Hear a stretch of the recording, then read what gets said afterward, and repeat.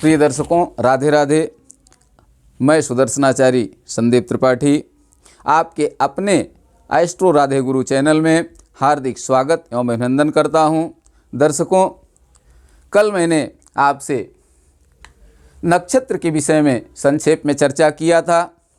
आज हम नक्षत्र के विषय में विस्तार से चर्चा करेंगे कि 27 नक्षत्र कौन कौन से हैं, वो मैंने बोर्ड पर आपके सामने लिख दिया है। और इन नक्षत्रों के चरण कौन कौन से हैं, उनके पहला अक्षर, उनका नाम, नक्षत्रों के चारों चरण का नाम क्या है, अगर किसी का किसी नक्षत्र में जन्म होता है उसके किस चरण में है, उस चरण का नाम क्या होगा, ये डिटेल मैंने आज बना करके वीडियो आपको दिखाने का प्रयास किया है।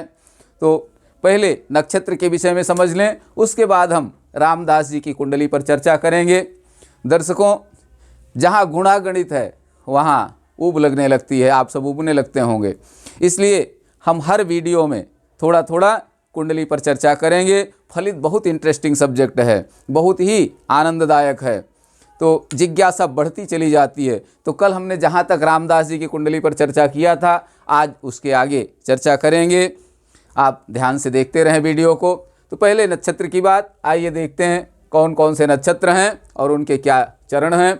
नक्षत्र चरण लिखा हुआ, नक्षत्र के आगे अश्विनी, पहला नक्षत्र अश्विनी, दूसरा भरणी, तीसरा कृतिका, चौथा रोहिणी, पांचवा मृगशिरा, छठवां आर्द्रा, सतवां पुनर्वसु, आठवां पुष्य, नौवां आश्लेषा, 10वां मघा, 11वां पूर्वा फाल्गुन, 12वां उत्तरा फाल्गुन, 13वां हस्त, 14वां चित्रा, 15वां स्वाति, 16वां विशाखा, 17वां अनुराधा, 18वां ज्येष्ठा, 19वां मूल, 20वां पूर्वाखाड़ा, 21वां उत्तराखाड़ा, 22वां श्रवण, 23वां धनिष्ठा, 24वां सदभिक, 25वां पूर्व भाद्रपद, 26वां उत्तर भाद्रपद, 27वां रेवती।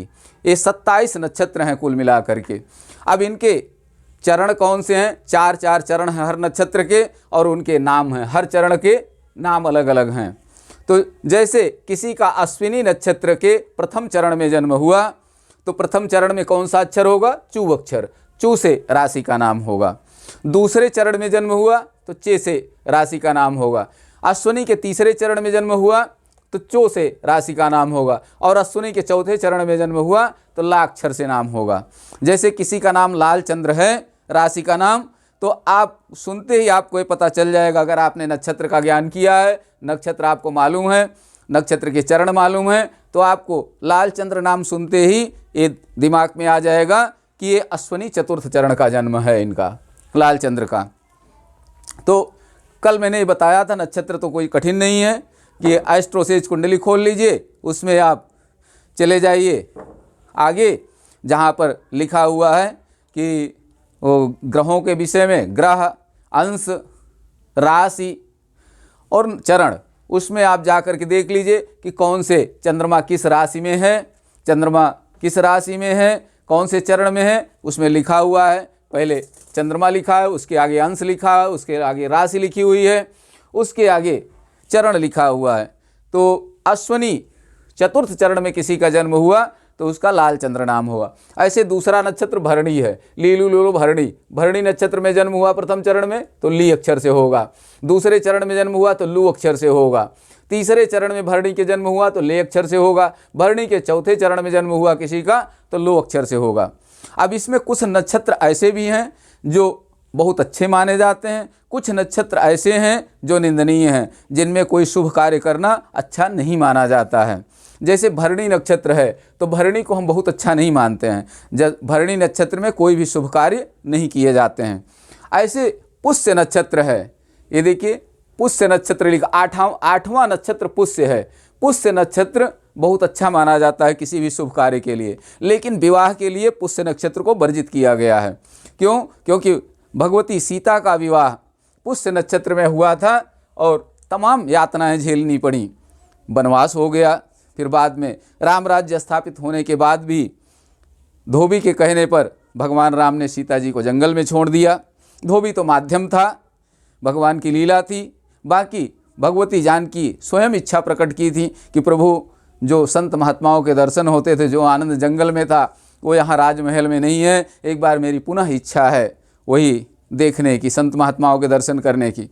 तो भगवती सीता की प्रेरणा से धोबी से भगवान ने कहलवा दिया, धोबी के मन में बसा दिया और धोबी ने व्यंग कर दिया कि अपनी पत्नी से झगड़ा किया और कहा कि मैं राम नहीं हूँ, कि सीता इतने दिन लंका में रही, उसके बाद ले आके अपने घर में रख लिया, मैं तुम्हें भगा दूंगा। तो भगवान ने जब सुना तो सीता जी की इच्छा पहले से ही थी, बहाना बना करके धोबी के वचनों को भगवान ने भगवती सीता को जंगल में छोड़ दिया।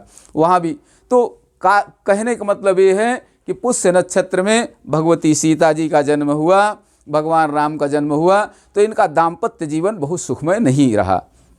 दाम्पत्य जीवन सुखमय का क्या मतलब है कि परिवार में शांति हो, आपस में एक साथ रहें, सब मिलजुल करके रहें, तो बड़ा इस हिसाब से बड़ा व्यतिक्रम रहा।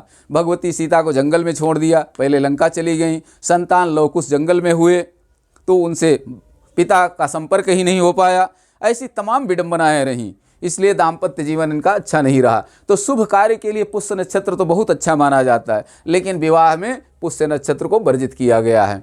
अब कल मैंने एक चर्चा और आपसे किया था कि गंडमूल की चर्चा किया था कि 27 नक्षत्र में 6 नक्षत्र ऐसे हैं जो मूल के माने जाते हैं। अगर उन 6 नक्षत्रों में किसी बालक या बालिका का जन्म हुआ है तो ये कहा जाता है कि वो मूल में पैदा हो। वैसे उसका पूरा नाम गंडमूल है, गंडमूल में माना जाता। लेकिन अगर सामान्य भाषा में गंडमूल कहा जाता है, लेकिन सामान्य भाषा में लोग मूल कहते हैं, सतैसा कहते हैं कि सतैसा में जन्म हुआ है।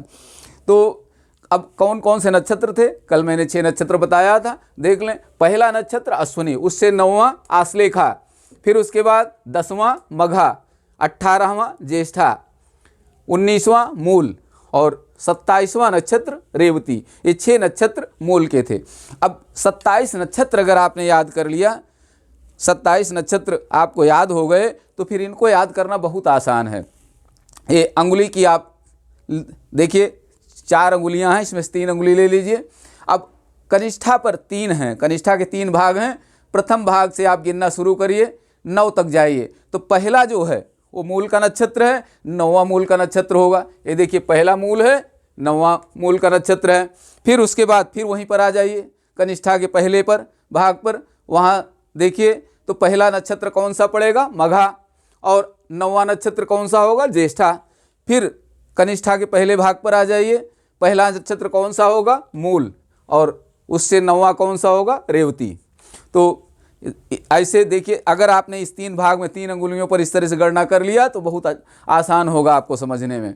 तो पहला नक्षत्र अश्विनी, उससे 9वां आश्लेषा, फिर उसके बाद 10वां मघा, उससे 9वां ज्येष्ठा, फिर उसके आगे वाला मूल, उससे 9वां रेवती। ये 6 नक्षत्र मूल के नक्षत्र हैं। अगर इन नक्षत्रों में किसी का जन्म हुआ है तो ये कहा जाता है कि मूल में बालक पैदा हुआ है। अब एक चीज़ और हम आपसे बताएं कि राशियों के विषय में कल हमने चर्चा किया था रामदास की कुंडली में बना करके कि लग्न में जो राशि होती है प्रथम भाव में, ये 12 घर बने हुए हैं आपकी कुंडली में, कि किसी की कुंडली में मैंने मान लिया कि ये किसी की कुंडली है, इसमें पहला घर ये होगा लग्न, जो पहले घर में होगा वो लग्न मानी जाएगी राशि। तो मेष एक गिनती लिखी हुई है, एक का मतलब मेष, और 2 दूसरे में फिर क्रम से ऐसे चलता रहेगा, दूसरे में 2, तीसरे में 3, चौथे में 4। अगर किसी का मेष लग्न में जन्म हुआ है तो उसकी कुंडली की ये पोजीशन होगी। तो अब सब गिनती के कोई न कोई स्वामी हैं। जैसे देखिए सूर्य की एक राशि है, 9 ग्रह हैं, आप जानते हैं कि 9 ग्रह हैं, सूर्य से लेकर सूर्य, चंद्र, मंगल, बुध, बृहस्पति, शुक्र, शनि, राहु, केतु, 9 ग्रह हैं। तो 9 ग्रहों की सबकी राशियाँ, राहु और केतु की कोई राशि नहीं है, सूर्य की एक राशि है। सूर्य 5 गिनती अगर लिखी हुई है तो उसका स्वामी कौन है। अगर किसी का मेष लग्न में जन्म हुआ है तो 5 गिनती कहाँ आएगी, 5वें भाव में। तो 5 का स्वामी कौन होगा, अगर यहाँ 5 गिनती लिखी है तो आप समझ जाएंगे कि ये सिंह लग्न है, सिंह राशि है। तो सूर्य की राशि कौन सी है, सिंह राशि है, 5 गिनती है।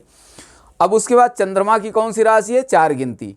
तो चंद्रमा की राशि मेष लग्न में जिसका जन्म हुआ है, चंद्रमा की राशि कहाँ पड़ेगी, चौथी राशि कर्क राशि, इसको कर्क राशि बोलेंगे, चौथे घर में पड़ेगी। तो चंद्रमा की राशि कौन सी है, कर्क।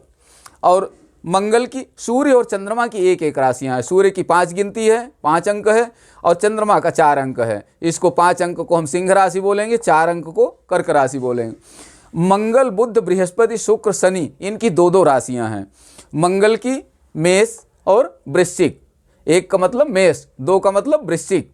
यहाँ से देख लीजिए, हमने इधर डिटेल लिख दिया है, ऊपर राशि नीचे और स्वामी, उसके नीचे एक राशि का मतलब एक का स्वामी मेष, एक का मतलब मेष, मेष का स्वामी मंगल, दो का मतलब वृष, वृष का स्वामी शुक्र, तीन का मतलब मिथुन, मिथुन का स्वामी बुध, चार का मतलब कर्क, कर्क का स्वामी चंद्रमा, पाँच का मतलब सिंह, सिंह का स्वामी सूर्य, छः का मतलब कन्या, कन्या का स्वामी बुध, सात का मतलब तुला, तुला का स्वामी शुक्र, आठ का मतलब वृश्चिक, वृश्चिक का स्वामी मंगल, नौ का मतलब धनु, धनु का स्वामी बृहस्पति, 10 का मतलब मकर, मकर का स्वामी शनि, 11 का मतलब कुंभ राशि, कुंभ राशि का स्वामी शनि, 12 का मतलब मीन, मीन का स्वामी बृहस्पति। इस सब के स्वामी और हमने लिख दिया है राशियां।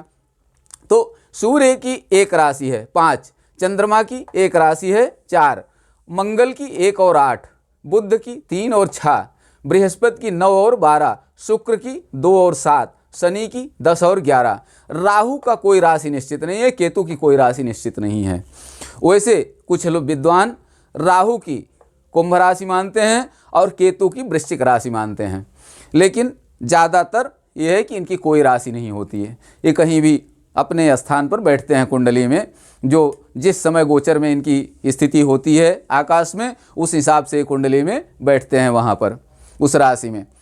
तो सूर्य की हमने बता दिया सिंह राशि है। सूर्य, अगर आपसे पूछा जाए कि सिंह राशि का स्वामी कौन है तो सूर्य है, कर्क राशि का स्वामी कौन है चंद्रमा, मेष राशि का स्वामी कौन है मंगल, वृश्चिक राशि का स्वामी कौन है मंगल, मिथुन राशि का स्वामी कौन है बुध, कन्या राशि का स्वामी कौन है बुध, धनु राशि का स्वामी कौन है बृहस्पति, मीन राशि का स्वामी कौन है बृहस्पति, वृष राशि का स्वामी कौन है शुक्र, तुला राशि का स्वामी कौन है शुक्र, मकर राशि का स्वामी कौन है शनि, कुंभ राशि का स्वामी कौन है शनि, और राहु केतु की तो कोई राशि है ही नहीं है। तो ये चीज़ें आपने देखा यहाँ। अब हम एक चीज़ और आपको बताएंगे कि नक्षत्र तो 27 हैं। हमने ये चीज़ आपसे कहा था कि जब चंद्रमा पृथ्वी की एक परिक्रमा करता है कितने दिन में, 27 दिन 6 घंटे में एक परिक्रमा पृथ्वी की चंद्रमा करता है, तो इन 12 राशियों से होकर गुजरता है, मेष से लेकर मीन तक 12 राशियों से होकर गुजरता है, या फिर इन 27 नक्षत्रों से होकर गुजरता है। तो 27 नक्षत्र में एक वृत्त को, ये मान लीजिए पृथ्वी है वृत्ताकार, 27 इसके 27 भाग हैं, एक भाग एक नक्षत्र के बराबर, एक नक्षत्र है तो 27, और उसी 27 को 12 में भाग कर दिया गया है। तो यहाँ से देखें तो समझ में आ जाएगा, 27 नक्षत्रों से होकर के चंद्रमा गुजरता है तो पृथ्वी की एक परिक्रमा पूर्ण करता है। ये पृथ्वी है हमारी, पृथ्वी है, एक परिक्रमा पूर्ण करता है तो 27 नक्षत्रों से होते हुए गुजरता है। अब एक राशि कितने की बनती है, अश्वनी भरणी कृतिका, ये 3 चरण लेकर के, अश्वनी के 4 चरण, भरणी के 4 चरण और कृतिका का 1 चरण मिलकर के एक राशि बन जाता है। ये यहां से देखिए, ये क्या हो गया, मेष राशि हो गई, यहां तक मेष, ये मेष राशि हो गई। ठीक, फिर उसके बाद हम चलेंगे, दूसरी राशि कहां से होगी, कृतिका के 3 चरण छूट गए। अब कृतिका का 3 चरण हम ले लेंगे इधर, कृतिका का 3 चरण, रोहिणी का 4 चरण, 4 3 7 और 2 इधर मृगशिरा का ले लेंगे। तो ये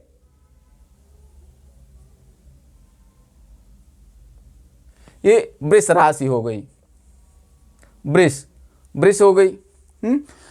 एक राशि में 9 चरण होते हैं, तो अश्वनी में एक नक्षत्र में केवल 4 ही चरण हैं, तो हम 9 पूरा करने के लिए कहाँ जाएंगे, भरणी के 4 चरण लेंगे, तब भी अभी एक कम है तो कृतिका का 1 चरण ले लेंगे। तो 4 चरण अश्वनी के, 4 चरण भरणी के, 1 चरण कृतिका का, 9 चरण हो गए, 9 चरण मिलकर के एक राशि बन गई।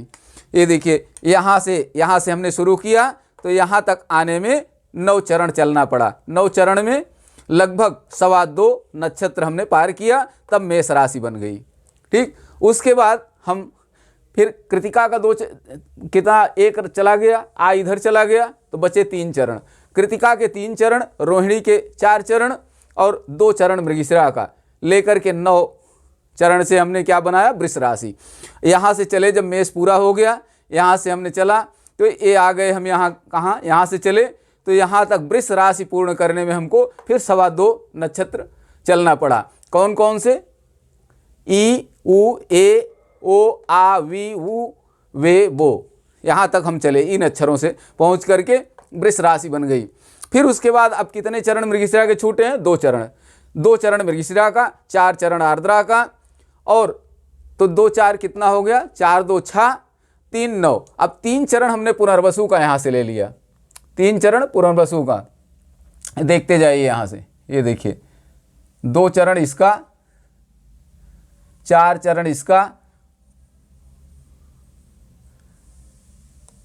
ये देखिए 3 चरण काकी कुघा अंगाछा केको हा यहाँ तक 1 2 3 4 5 6 7 8 9 9 चरण हो गए।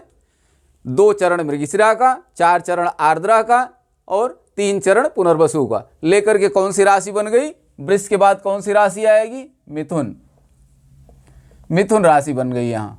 ठीक, यहाँ देखिए ये वृष यहाँ समाप्त हो गया, यहाँ से हम चले तो यहाँ आकर के मिथुन तक 2.25 नक्षत्र फिर हम चले, पृथ्वी की चंद्रमा फिर 2.25 नक्षत्र चला तो मिथुन राशि बन गई। कौन कौन से चरण थे उसमें, काकी कुघा अंगाछा केको हा तक हम पहुँच गए, तो मिथुन राशि हो गया। अब उसके बाद पुष्य नक्षत्र, पुनर्वसु के पास पुष्य नक्षत्र आता है। पुष्य के 4 चरण हुए होडा, आश्लेखा के 4 चरण डीडू डेडो, तो यहाँ कितना पुनर्वसु कितना नक्षत्र बचा है, 1 नक्षत्र।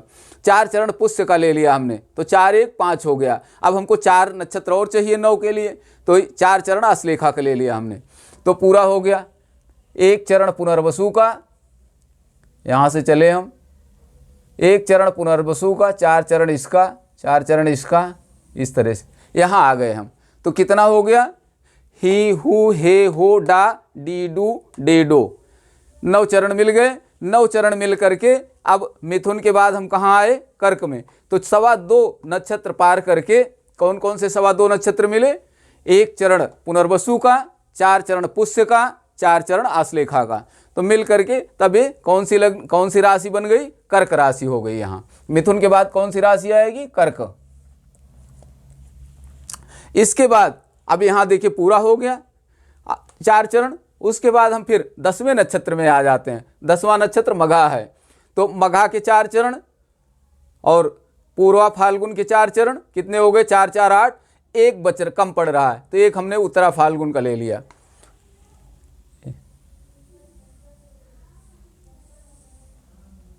ये देखिए 4 चरण मघा के, 4 चरण पूर्वा फाल्गुन के, 1 चरण उत्तरा फाल्गुन का। कर्क के बाद कौन सी राशि आएगी, सिंह, तो ये सिंह राशि बन गई, सिंह राशि हो गई। उसके बाद फिर उत्तरा फाल्गुन के बाद हस्त चित्रा क्रम से नक्षत्र चल रहे हैं। अब उत्तरा फाल्गुन का 3 चरण छूट गया। उत्तरा फाल्गुन का 3 चरण, 4 चरण हस्त का, 4 3 7, अब कितने कम पड़ रहे हैं, 2, तो 2 चरण हम ले लेंगे पेपो, 2 चरण चित्रा के, तो ये 9 पूरा हो जाएगा। तो यहां से देखिए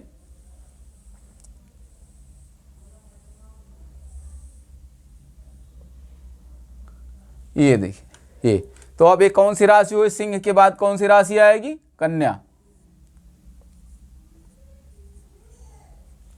कन्या राशि हो गई। अब इसके बाद 2 चरण चित्रा के छूट गए, तो 2 चरण चित्रा के हो गए रारी। स्वाति के 3 चरण रूरे रोता, और विशाखा 4 2 6 हो गया, 3 चरण इसका विशाखा का, तो 3 चरण हमने विशाखा का ले लिया।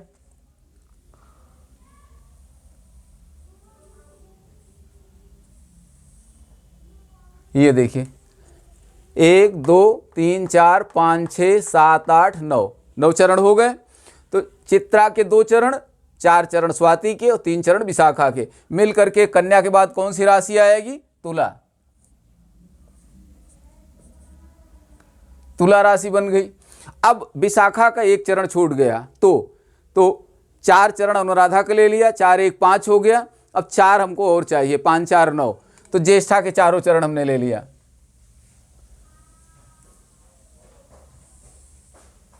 ये देखिए, तो विशाखा का अंतिम चरण, चतुर्थ चरण, अनुराधा के 4 चरण और ज्येष्ठा के 4 चरण मिलकर के तुला के बाद कौन सी राशि आएगी? वृश्चिक।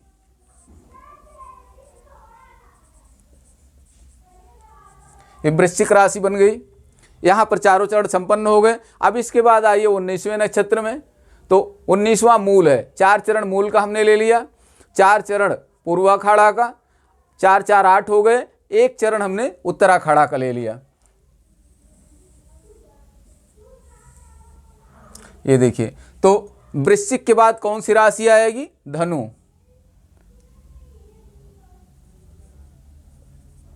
वृश्चिक के बाद धनु, धनु राशि आ गई।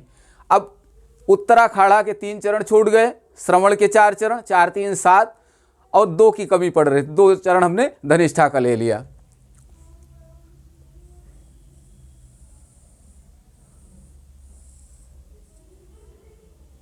ये तो धनु के बाद कौन सी राशि आएगी? मकर।